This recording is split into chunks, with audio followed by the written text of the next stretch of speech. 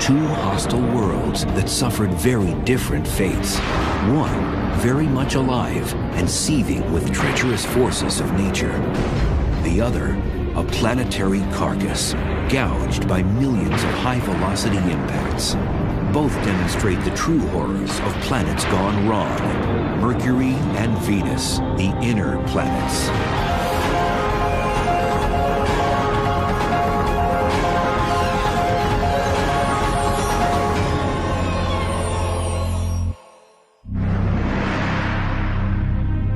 Along with Earth and Mars, Mercury and Venus make up our inner solar system.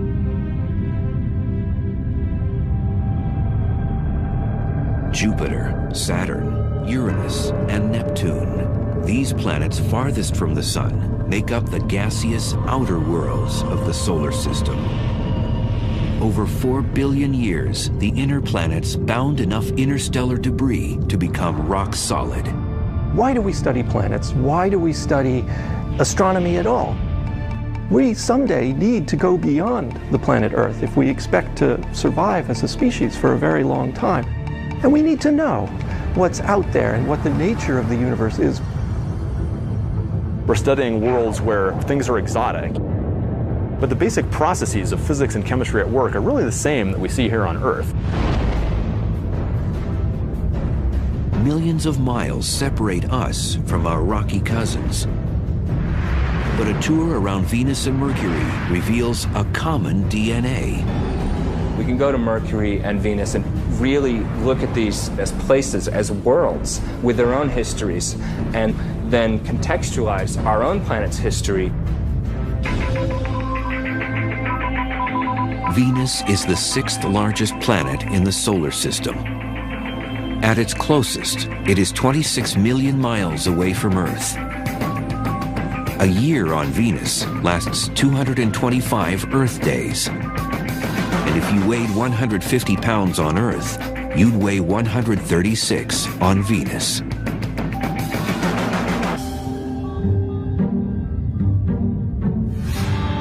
Venus. When the ancient Romans looked up, they were captivated by its commanding presence. They named the planet after their serene goddess of love and beauty. It's such a beautiful presence in the sky. It seems obvious the connection there. Venus has long been considered our sister planet because of its closeness in composition, gravity, density, and size. Venus and Earth are almost twins in a lot of ways. They're almost the same size. Venus is slightly smaller than Earth. So if Earth was a regulation basketball, Venus is a soccer ball, slightly smaller. And Venus is the closest planet to Earth. So for a long time, it was thought of literally as a twin planet. For ages, scientists thought this twin, like Earth, was a planet covered with deep oceans, lush rainforests, and had a climate that would give credibility to the notion that intelligent life could exist there. Before the space age, people thought it might be very Earth-like on Venus. But the paradox is when we actually got to Venus and started exploring it, the conditions there are so different. It turned out Venus was less of an exotic sister to Earth and more of an evil twin. So here you have two very similar planets in their sort of bulk properties, but they've evolved to such different states. And that creates an interesting problem in understanding planetary evolution, a sort of controlled experiment. Take these two similar planets and let them go for 4 billion years, and then why do they end up so different? First, some of the basic differences. Venus has been hit hard with meteors. One so strong that some scientists think it may have reversed the planet's rotation. Venus has a very slow rotation, and it has what we call a retrograde rotation. So it spins backwards compared to the direction of spin of all the other planets. Because of this retrograde rotation, the sun rises in the west and sets in the east. And the Venusian days are long ones. The amount of time from one sunrise to the next is about 8 Earth months. But the orbital pattern and long days aren't what make Venus so intolerable. In part, it's the wicked climate. With a surface temperature of 900 degrees Fahrenheit, Venus is the hottest planet in the solar system. Travelers there would have their trip cut short in no time. It would take a matter of seconds, maybe 1 second before they were gone, roasted to death. If you're an astronaut sitting on Venus without a spacesuit, then your skin's going to crisp up. You're going to cook just like a turkey in an oven, except much faster even. The unforgiving heat wave is created by a process called the greenhouse effect, the identical process that keeps Earth's climate in check and teeming with life. But a closer look at Venus tells us how this common trait can be a cycle of life and a cycle of death.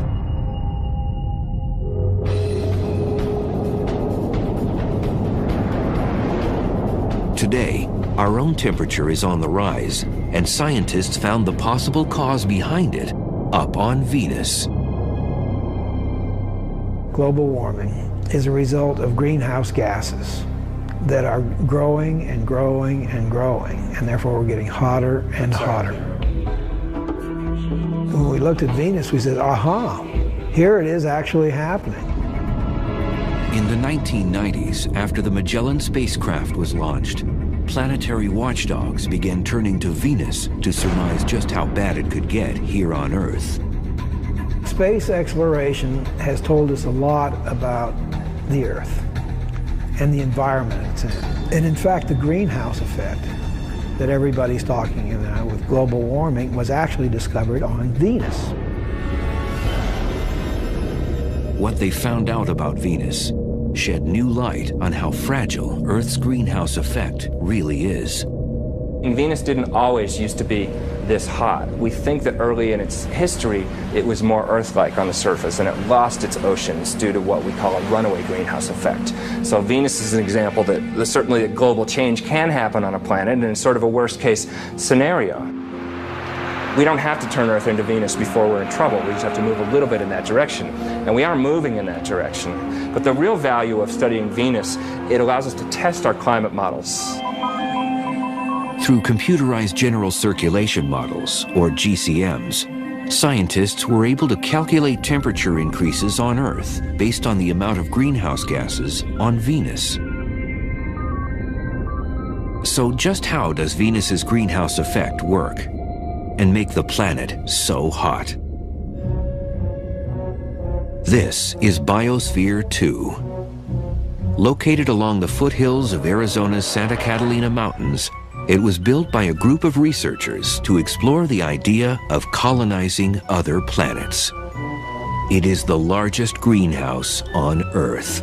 Biosphere is a perfect example of a greenhouse because it's a big building with glass panes that let the sun in, and the air is really hot in here.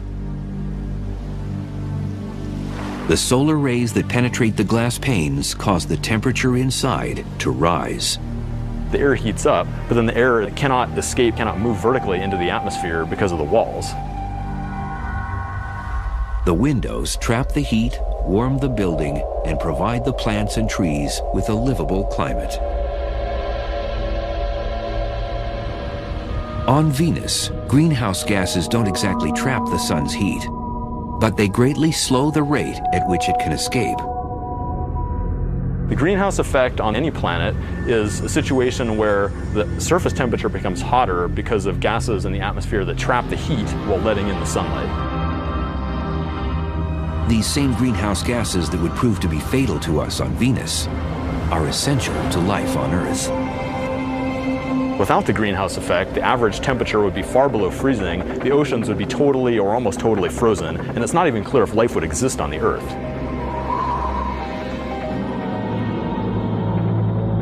We talked about how hot it was, but why is it so hot? The answer has to do with the atmospheric composition. It's almost all carbon dioxide there. Carbon dioxide, or CO2, makes up 95% of the Venusian atmosphere. And that high volume of gas traps more heat. That's going to give you a strong greenhouse effect, and that's going to make it really hot. And that's why it's so hot on Venus. It's an extreme example of global warming. On Venus, volcanoes are the natural spring source for CO2 and other gases. It's a process atmospheric chemist Jeff Sutton studies on Earth at Hawaii's Kilauea volcano. Deep below the surface, atomic compounds ignite during volcanic activity to form CO2. The gas is born from the pressure created by the heat of molten rock, or magma. It rises towards the surface and reaches the summit magma storage complex. The pressure is decreased on the magma. And the effect of that is to allow gases that are trapped under the very high pressure to be released and bubble out. The Venusian surface would likely have cracks in the lava similar to these vents, where gases escape into the airstream. Somewhere between 8,000 and 30,000 metric tons of carbon dioxide boil out of the magma chamber each day. And it amounts to something on the order of 3.5 to 5 million tons per year.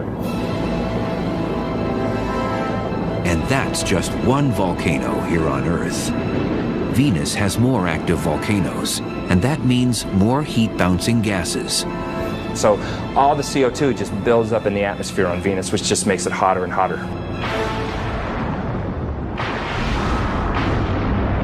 The 900-degree heat isn't the only trait that makes Earth's twin seem a menace. 30 miles above the scorching ground of Venus, there's havoc occurring on the planet that makes 900 degrees Fahrenheit feel like a cold front. Electrical mayhem, where split-second jolts can reach 50,000 degrees. Each spark of light contains 100 million volts of electricity. Lightning occurs on both Earth and Venus when electrical charges store up enough energy until they release a spark.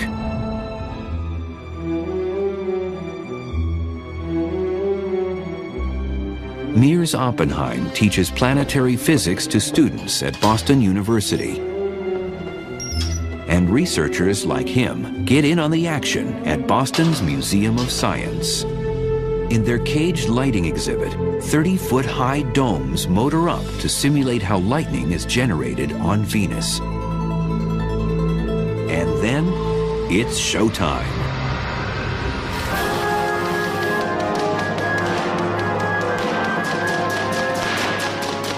So look at this. We're generating so many millions of volts on these domes that voltage has to escape.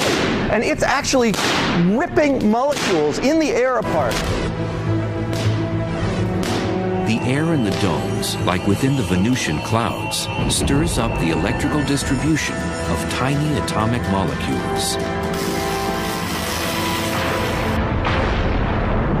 So the ripped molecules make that light as they reassemble themselves, and that's what a lightning bolt is. Cosmic particles from exploding stars way out in the galaxy trigger lightning. When these hit the atmosphere, they provide that spark.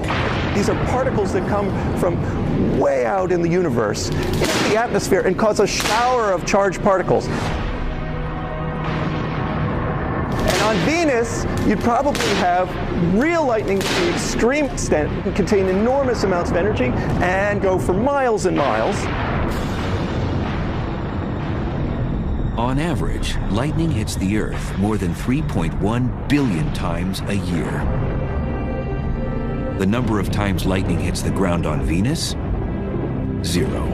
The atmospheric pressure on Venus is 90 times greater than on Earth because the weight of the atmosphere created by gases is heavier. This prevents Venusian lightning from hitting hard ground. Instead, it is restrained to the clouds. There's just too much resistance in that very thick air for a lightning bolt to get through. It's much easier for lightning to discharge from cloud to cloud. And besides appearance, there's little else that's Earth-like about Venusian clouds. In fact, the main ingredient that creates them is toxic enough to burn through human flesh.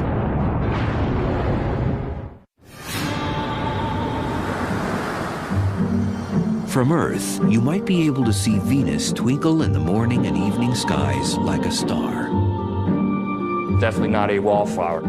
It's so bright in our sky, not just because it's the closest planet to us, but because it's the most reflective planet. Because it turns out Venus is completely covered in these bright reflective clouds.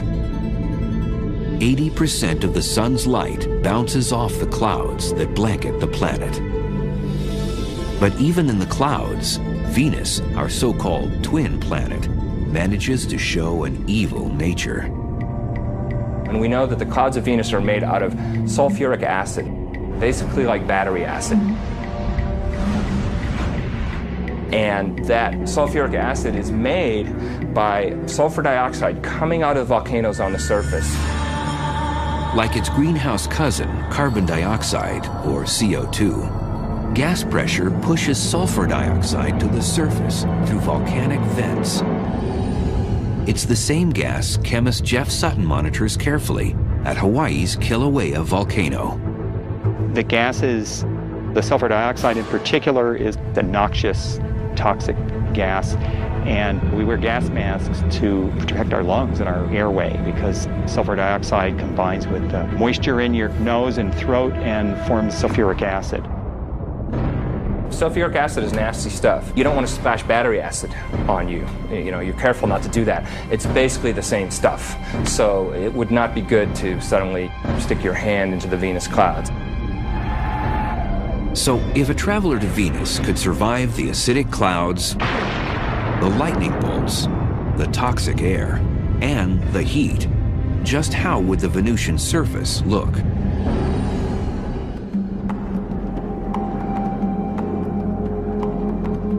Volcanologist Jeff Burns with the United States Geological Survey, or USGS, circles the globe to understand what drives volcanic activity on the inner planets.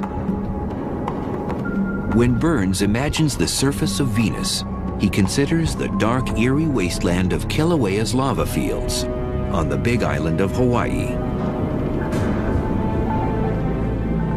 It's very instructive to be able to come here and study this volcano to compare it to volcanism that has occurred on the surface of Venus.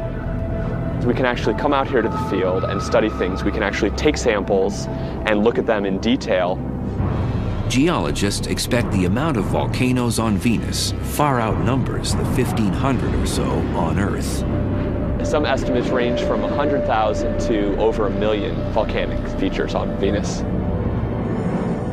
With that many volcanoes, lava rock makes up 70% of the Venusian surface, just like it makes up much of Kilauea's terrain. The ground becomes solid when the lava cools into hard rock. Having a rock on Earth is our best analog for trying to understand rocks on the other planets. Basaltic rocks are the most similar to the Venusian plains.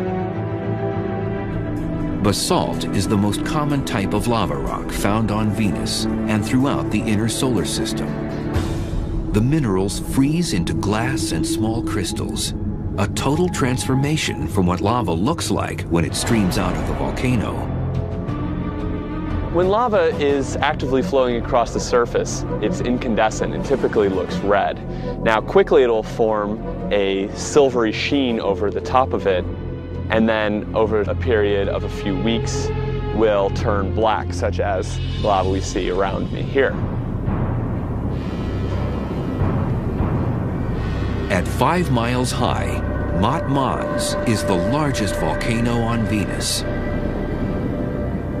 And it's left some tremendous lava channels in its wake, just like Kilauea did. Now, as you can see, the structure, we have levees here on the sides, and then internal structures as well. This is similar, perhaps, to how large channels called canali formed on the surface of Venus. However, they formed at a much larger scale. Large enough to create seemingly endless miles of canali across the Venusian landscape. Consistent in both width and depth, the canali are much longer on Venus than on Hawaii because of environmental conditions on the planet. The dense atmosphere and hot temperature slows the magma from cooling into solid rock. And with little wind and no rain to further cool the magma, lava can cut through the surface for months after an eruption before it hardens.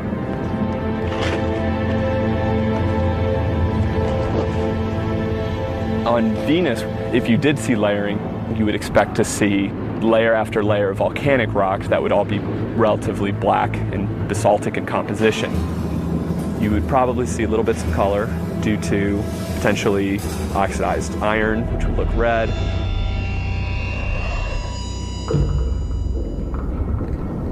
Typically, basaltic lava flows are glassy enough that, in fact, you would actually cut your hand. They can be extremely sharp. They tend to quench and form glass.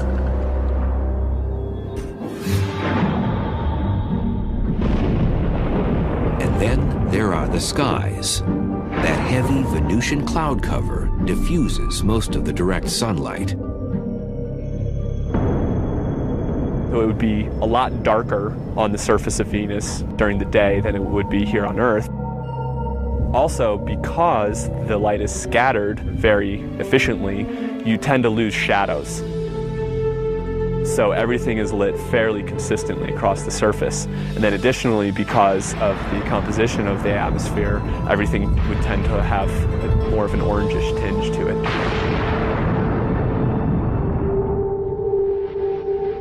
Besides canyons, jagged mountain ranges scrape the Venusian skies. The planet's highest peak is on Maxwell Monts. Maxwell is about 35,000 feet high, which puts it at a healthy distance above Mount Everest or any mountain on Earth. Everest is something like 28,000 feet high. So it's definitely larger than anything on Earth. Our sister planet seems to have outdone one of our 7 natural wonders. But how would the Venusian terrain measure up against another geologic feature, our canyons? The Grand Canyon, a great chasm eroded over 250 million years by the Colorado River. When the Colorado Plateau was uplifted millions of years ago, it gave the water more energy to cut back through the canyon and wear away the rocks. The vast canyons on Venus may have also been formed by erosion, but not by a river. Volcanic systems can erode canyons by having fluid flow. If it's very fluid, not very viscous, materials can erode similar to water. And the Grand Canyon is only part of the Colorado River system, but even looking at the Colorado River system as a whole is not nearly as long as the longest channels on Venus. Had the ancient Romans known about the volcanoes, acidic clouds, lightning bolts, toxic air, and that scorching heat, perhaps they may have named our evil twin planet after something other than their goddess of beauty and love. There's irony there because, of course, the Greeks and Romans didn't know anything about the conditions on Venus. And then here we are a couple thousand years later, and we're actually exploring this place, and, well, it's not quite so nice according to our taste. But how do the dangers found on our sister planet compare to the cosmic violence on Mercury?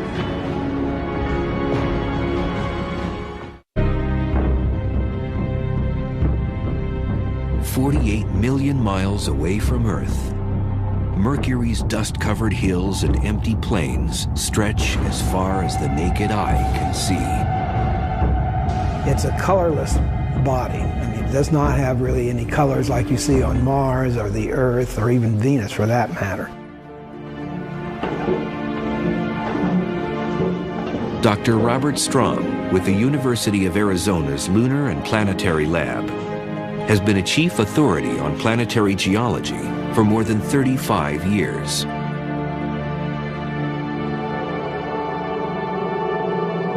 Mercury is the innermost planet, and it's quite different than anything else in the solar system.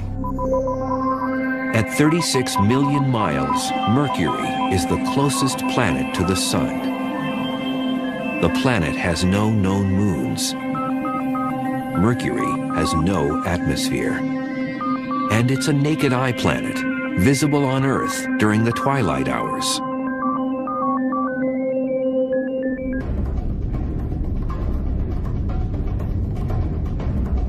With a diameter 60% smaller than Earth, Mercury is the solar system's scrawniest planet. Much too small to generate the strong gravitational field needed to retain an atmosphere. Gravity depends upon the mass of the object, on the mass. So the larger the mass, the more the gravity. So on Mercury, the gravity is less on there. Since the planet's gravity is so weak, if you weighed 150 pounds on Earth, you'd only weigh 57 pounds on Mercury.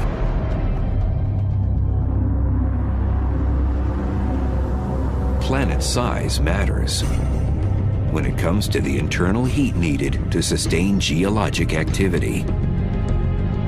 The internal convection currents that drive geology stop, and in general, it just freezes up and there's no way to sustain that geological activity. And that happened to Mercury a long time ago, probably after less than 1 billion years of its life. The days when the planet beat with a strong pulse that produced volcanic and tectonic Mercury quakes are long gone. Is Mercury a dead planet? Depends on what you mean by dead. Is it internally active now? Probably not. It's probably not active at all. It is essentially a dead planet and has been dead for about 4 billion years. For a near lifeless planet, Mercury still has some movement. Named by the ancient Romans after the swift-footed messenger god, Mercury orbits the Sun in 88 Earth days, the fastest of any planet. But when it comes to the time it takes Mercury to spin on its own axis, the planet holds the record for being the slowest. Length of time, around 180 Earth days, about half a year. The Sun's gravitational force creates a tidal friction within Mercury, which slows down its speed as it spins on its axis. This means a year on Mercury is shorter than a day on the planet. And that sluggish rotation gives Mercury a somewhat peculiar weather forecast. For 6 months, the side exposed to the Sun reaches 800 degrees Fahrenheit. On the other side, the temperature drops to 300 degrees below zero.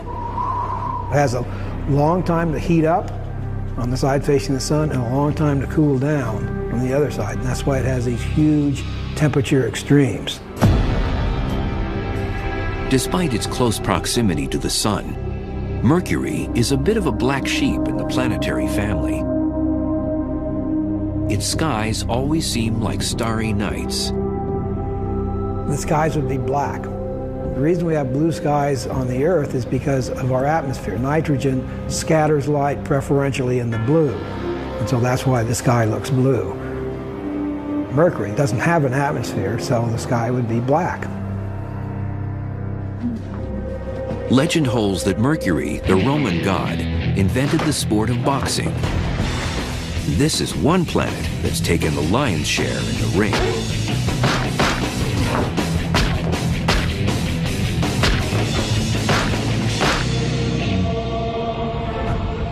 Mercury has had millions of meteors and asteroids explode on its surface because it doesn't have an atmosphere to protect it.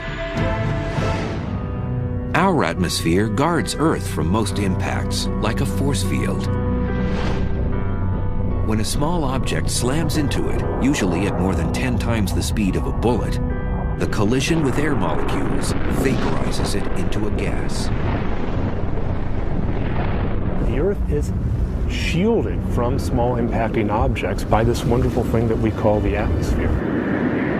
And for small objects, weak objects, they will be completely destroyed by those forces long before they get here to the geologic surface of our planet.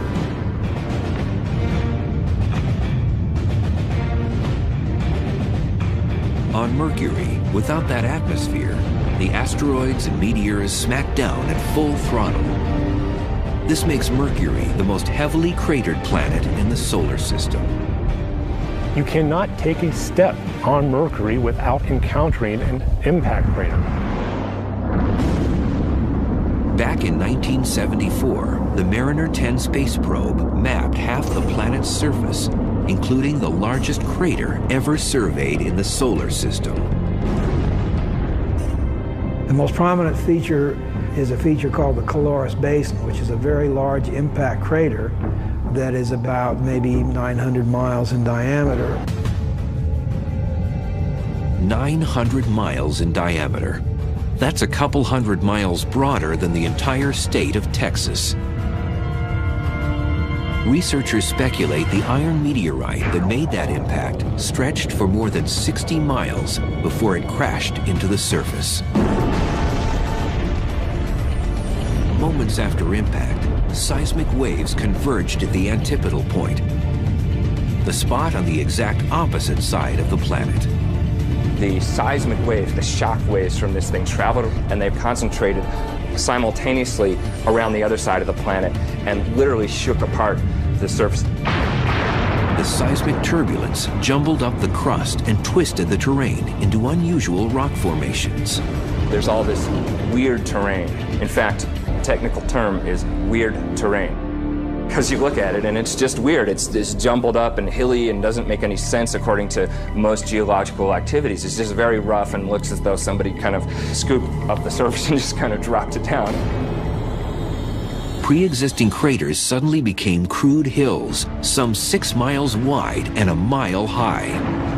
In fact, the amount of surface elevation could have been on the order of a kilometer or two in just a few seconds. It would have been horrendous. Scientists have no way of knowing exactly when the Caloris impact happened, but they can surmise one thing. If an asteroid the same size crashed into the Earth, the impact would be catastrophic and wipe out human civilization.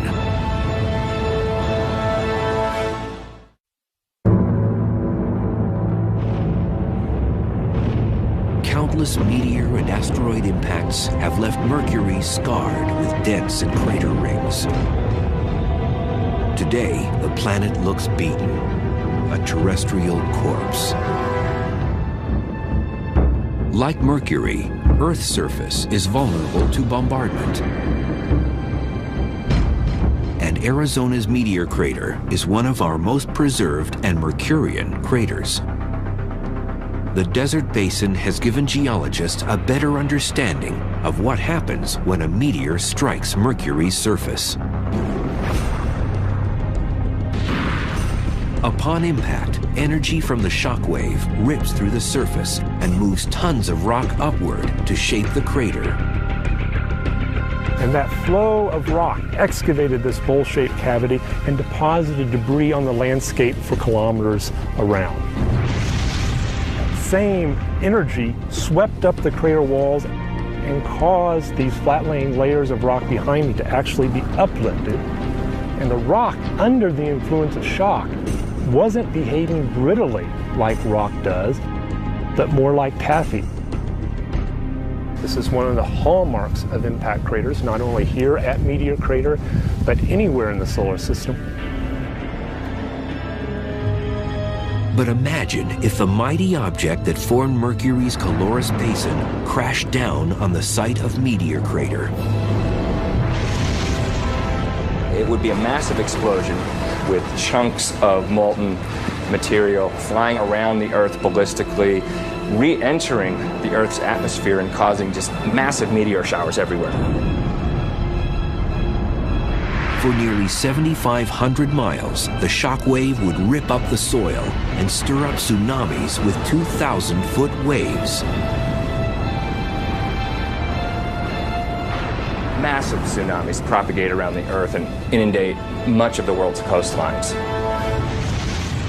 It would flatten Las Vegas, Nevada, the cities of Salt Lake City, Utah, San Francisco, California, and Los Angeles would vanish in a split second.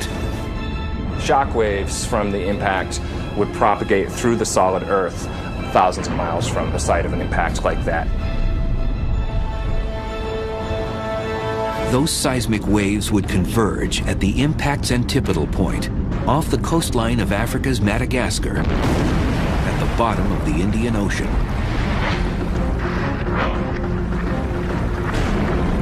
Suddenly, a mountain range would explode through the ocean floor and crash up to form that weird Mercurian terrain. Like an unbelievable earthquake, probably everywhere on Earth for an object that large. Meteor crater would be a nick in the surface compared to the Mercurian gash left behind from a Calorus-type impact. The gouge would consume a quarter of the continental United States. An object that size would eliminate a large portion of the west coast of the U.S. If it fell, say, on Arizona. It would literally change the coastline in an instant.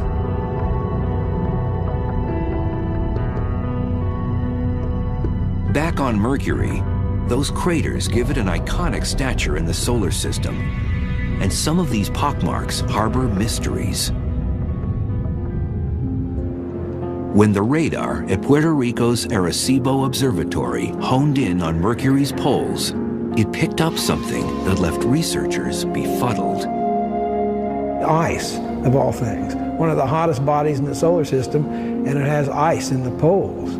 And the reason it has ice there is because Mercury is a heavily cratered surface. And so craters in the polar regions, the inside of them, are constantly in shadow.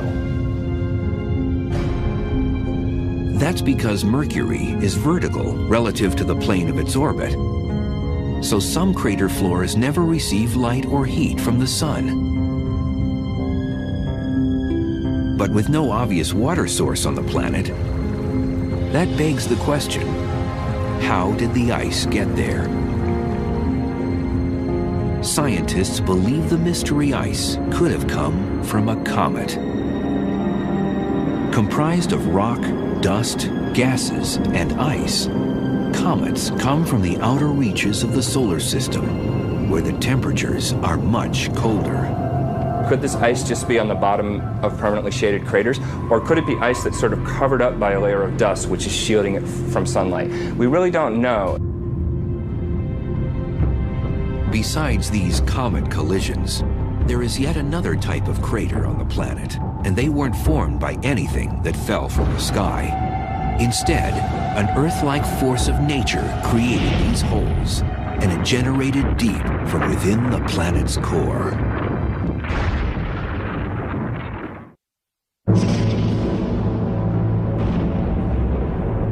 Mercury. A closer look at its terrain by scientists reveals that some of its craters could have been formed from something other than asteroids, comets, and meteors. We do understand that the dominant geologic process that affected Mercury, at least Mercury's surface, is impact cratering. The second most important geologic process to affect Mercury is volcanism. Although we haven't seen any definite evidence of volcanoes on Mercury, we do expect that there have been volcanic eruptions in the past.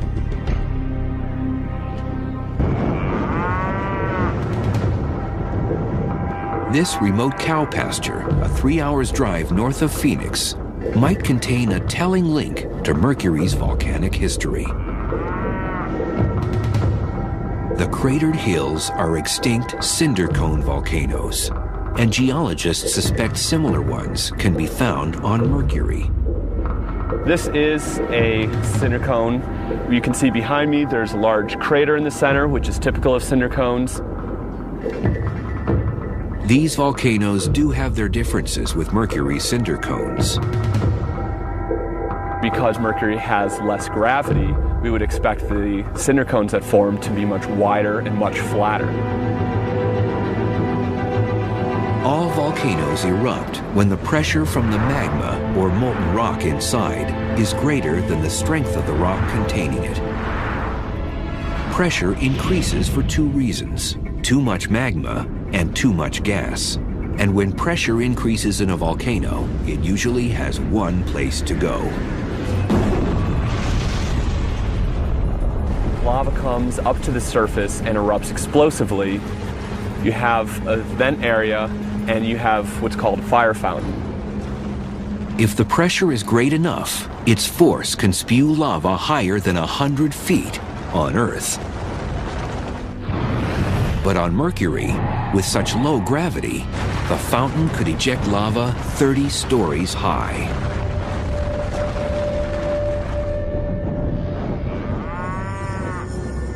While these cinder cones in Arizona may illustrate our shared volcanic heritage with Mercury, to witness an eruption there firsthand and watch the cinder cones form would be a whole other experience. First, without an atmosphere, a plume of ash and smoke and debris wouldn't billow across the landscape. That material would go into essentially a vacuum of space because Mercury doesn't have an atmosphere, so that material would break up much more. Also on Mercury, you wouldn't be able to hear the loud eruption. Since Mercury has no atmosphere, there's no way of transmitting sound. So if you were on Mercury and playing a guitar or a ukulele or a piano, you would not hear anything because there is no atmosphere to transmit that sound. So it would be just complete silence. Back in 1974, Mariner 10 surveyed only 45% of Mercury's surface on a flyby mission. 30 years later, NASA launched the Messenger spacecraft. The satellite will map the entire planet and transmit data to eager scientists with a deluge of unanswered questions. I want to see the other side. I don't know what's over there, and that's been bugging me for 35 years. Is it like the side we saw, or is there something very unusual and different? But even with resources being earmarked for future exploration of this rumpled dwarf in the solar system, exactly how different or similar we really are may be left up in the air.